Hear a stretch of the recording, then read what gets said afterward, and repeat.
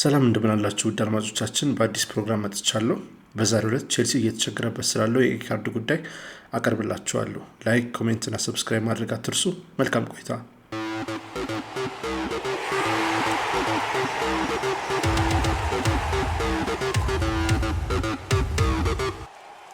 በእግር ኳስ ውስጥ አሁን የሚቀሩ ከማይመስሉ ጉዳዮች መካከል አንዱ የቼልሲ ተጫዋቾች ቀይ ካርድ መመልከት ነው። ከአርሰናሉ የ2-1 ሽንፈት መልስ የቼልሲው አሰልጣኝ ሊያም ሮሲኒየር የትኩረት ጉዳይ ነው በማለት አስተያየቱን ሰጥቷል። እኔ ከመጣሁ በኋላ ለ10 ጨዋታዎች ምንም አይነት ችግር አልነበረም። አሁን ግን ከ2 ጨዋታዎች በኋላ 2 ቀይ ካርዶችን አይተናል። ይህ በትኩረት ልናየው የሚገባ ነገር ነው በማለት አሰልጣኙ ተናግሯል። ቼልሲ በዘንድሮው የውድድር ዘመን 7 ቀይ ካርዶችን በፕሪሚየር ሊጉ እንደዚሁም ደግሞ በሁሉም የውድድሮች 9 ቀይ ካርዶችን ተመልክተዋል። የሚገርመው ቁጥር ደግሞ ሁሉም ቀይ ካርዶች ለ7 የተለያዩ ተጫዋቾች መሰጠታቸው ነው። በፕሪሚየር ሊጉ ሰንደርላንድ በ2009-2010 የውድድር ዘመን እንደዚሁም ሌስተር ሲቲ ደግሞ በ1994-95 የውድድር ዘመን 8 ተጫዋቾች የተሰናበቱባቸው ሲሆን ይህ የፕሪሚየር ሊግ ሬከርድ ነው። ቼልሲ ይህን የፕሪሚየር ሊግ ሬከርድ ለመተካከል አንድ ጨዋታ ወይም ደግሞ አንድ ቀይ ካርድ ብቻ ይቀረዋል ማለት ነው። ሪስ ጄምስ ለስካይ ስፖርት ሀሳቡን ሲሰጥ እንደዚህ ብሎ ነበር። ሁልጊዜም የተለያየ ተጫዋች ነው ቀይ ካርድ የሚያየው። ስለዚህም አውርተንበታል፣ ማለትም በቡድን ውስጥ አውርተንበታል። በውስጥ መስተካከል ያለባቸውን ጉዳዮች አሉ። እንኳን 10-11 ሆኖ 11-11 እንኳን ከባድ ነው። ፕሪሚየር ሊጉ በጣም ፉክክር የበዛበት ሊግ ነው በማለት ተናግሯል። ቼልሲ በአማካይ በየ5 ጨዋታው ቀይ ካርድ እየተመለከቱ ነው። ይህ ማለት በፕሪሚየር ሊጉ እንደ ቼልሲ በርካታ ቢጫ ቀይ ካርዶችን የተመለከተ ቡድን የለም ማለት ነው። ለቻምፒዮንስ ሊግ ለሚደረገው ፉክክር ደግሞ ዋጋ አስከፍሏቸዋል። 7 ነጥቦች በአጠቃላይ በቀይ ካርድ ምክንያት አጥተዋል።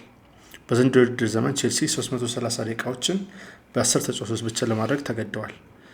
ይህም ለምሳሌ በማንቸስተር ዩናይትድ እና በፉላም ከሜዳቸው ውጪ እንደዚሁም ደግሞ በብራይተን በሜዳቸው እንዲረቱ ምክንያት ሆኗል።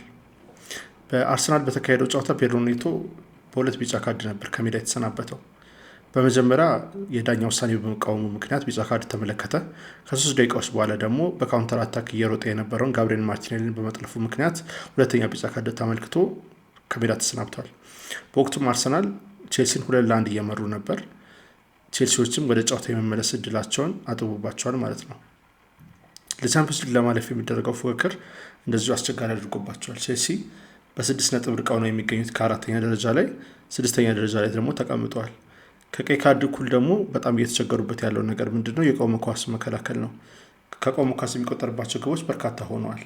በፕሪሚየር ሊጉ በርካታ ከቆመ ኳስ የተቆጠረባቸው ግቦች ያለው ቡድን ዌስትሃም ነው። 15 ግቦች ከቆመ ኳሶች ተቆጥረውባቸዋል።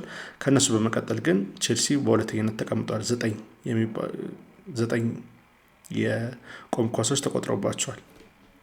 በአጠቃላይ እንግዲህ ምክንያቱ ምንድን ነው የቼልሲ ቀይ ካርድ እንደዚህ የበዛበት በዘንድሮ የውድድር ዘመን ተብሎ በሚጠየቅበት ጊዜ አንድ ምክንያት የተጠቀሰው አብዛኛው የወጣት ተጫዋቾች ስብስብ በመሆኑና ቡድን ውስጥ መሪ የሚባሉ ተጫዋቾች አለመኖራቸው እንደሆነ ተጠቅሷል። እንግዲህ ቼልሲ በአብዛኛው በ20ዎቹ መጀመሪያ የሚገኙ ተጫዋቾች ስብስብ ነው። ሲኒየር የሚባሉ ተጫዋቾች ወይም ደግሞ ልምድ ያላቸው ተጫዋቾች በአብዛኛው የሉበትም። ስለዚህ ቡድኑን የማረጋጋቱን ስራ እንደዚሁም ደግሞ ተጫዋቾች በጨዋታ ወቅት ግልፍተኛ እንዳይሆኑ ሬክለስ የሚባል ወይም ደግሞ ጥንቃቄ የጎደለው የሚባል ጥፋት እንዳይሰሩ የሚመክሩና የሚያረጋጉ ተጫዋቾች በብዛት የሉም። እነዚህ ተጫዋቾች ወጣት ናቸው፣ ታዳጊ ናቸው። ስለዚህ በጣም ስሜታዊ ይሆናሉ ማለት ነው። ስለዚህ ስሜታዊ ከመሆናቸው የተነሳ ደግሞ ጥፋቶችን ያጠፋሉ እና ከዚህ አንጻር ቼልሲ በቀይ ካርድ ምክንያት በጣም እየተጎዳ የሚገኝ ቡድን ነው። ማሬስካም በነበሩበት ወቅት አሁንም ሮዚኒየር መጥተው ከባድ ሁኔታ ላይ ይገኛል ቡድኑ ማለት ነው። በጣም በከፍተኛ ሁኔታ እየተቸገረ የሚገኝበት ሁኔታ ነው የሚገኘው። ስለዚህ ይሄ ደግሞ የቻምፒዮንስ ሊግን ቦታ እንዳያሳጣው ያሰጋል። አሁን ቻምፒዮንስ ሊግ ቦታ ላይ ያለው ፉክክር በጣም ጦፏል። ማንቸስተር ዩናይትድ፣ አስቶን ቪላ፣ ሊቨርፑል ነጥቦችን እየሰበሰቡ ይገኛሉ።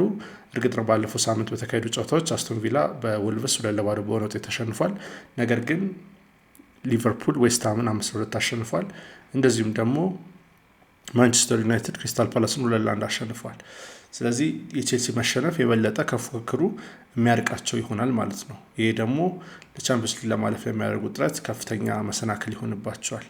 ስለዚህ ይህንን ዲሲፕሊን ሁኔታቸውን እስካላሻሻሉ ድረስ ከፍተኛ ተጽዕኖ ይደርስባቸዋል ብሎ መናገር ይቻላል። የዲሲፕሊን ስህተታቸውን ወይም ደግሞ ክፍተታቸውን አስተካክለው በቀጣይ ጨዋታዎች በ11 ተጫዋቾች ጨዋታቸውን እየጨረሱ ውጤቶችን መሰብሰብና ነጥቦችን መሰብሰብ የግድ ያስፈልጋቸዋል ማለት ነው። ለዛሬ ያስኩላችሁ መረጃ ይህንን ይመስላል። ስለተከታተላችሁ አመሰግናለሁ። ላይክ፣ ሰብስክራይብ፣ ኮሜንት ማድረግ አትርሱ። መልካም ቆይታ እንደነበራችሁ ተስፋ አድርጋለሁ። አመሰግናለሁ።